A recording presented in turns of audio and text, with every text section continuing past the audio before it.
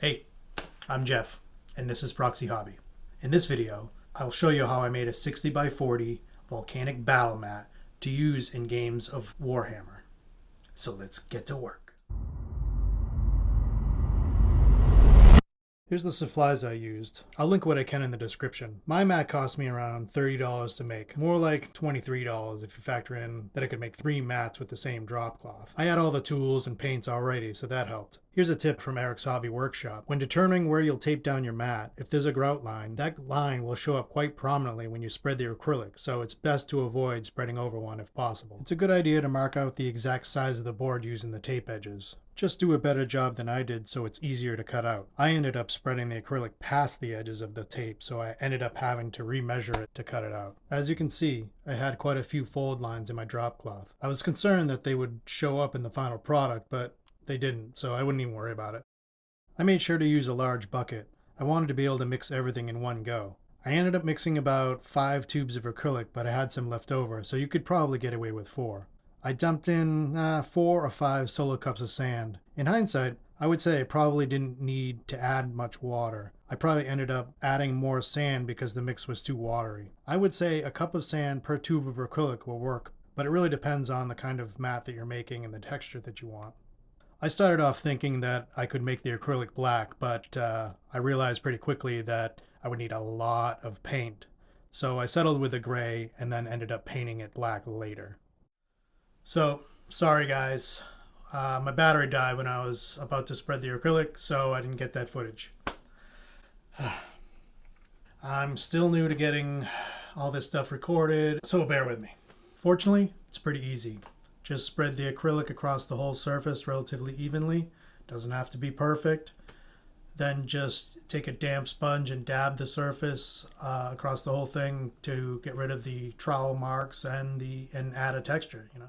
Once the surface was looking good and natural, while it's still wet, I drew some cracked rivers in the acrylic with my finger down to the mat so it left a bit of a hump on the outer edges to give the impression it's sunken below the surface. I also threw down some clusters of rocks that I am going to add an effect to later with paint. I used the sponge to sink them into the acrylic so they would stick better the same way I added texture earlier. Then I let the mat dry overnight. The next day I sprayed watered down PVA onto the rocks just to be sure they wouldn't fall off when gaming or when being rolled up. Once the PVA was dry, I painted the entire mat black. I had some leftover black paint from a home reno project, so I used that up. I rolled it onto the mat, but you could easily use a brush. I just find it easier to use a roller. I'm measuring so I can cut the mat out. It's a lot easier to do when you're taping it down, so don't cover the tape edges with acrylic. If you like this video or you're finding it helpful, please click like and subscribe to help this channel grow.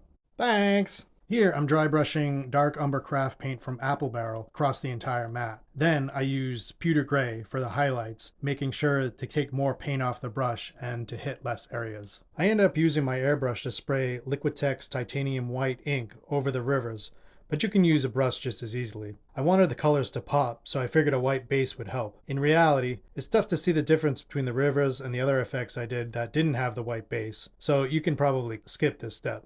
Then I sprayed transparent red paint from Vallejo. Again, I thought that would preserve some of the white for future layers, but in hindsight, I'd say you can just use any red paint. I didn't think the red was dark enough along the edges, so I dry brushed some Army Painter Dragon red along the edges of the rivers. I finished off the lava rivers by layering Army Painter Lava Orange, Fire Lizard, and Demonic Yellow. I was pretty happy with the results. Overall, I think the mat looks great, and it only took a couple days if you include drying. It was actually only about 3 or 4 hours of actual work. Next, here's a montage of how I created the cracked earth effects.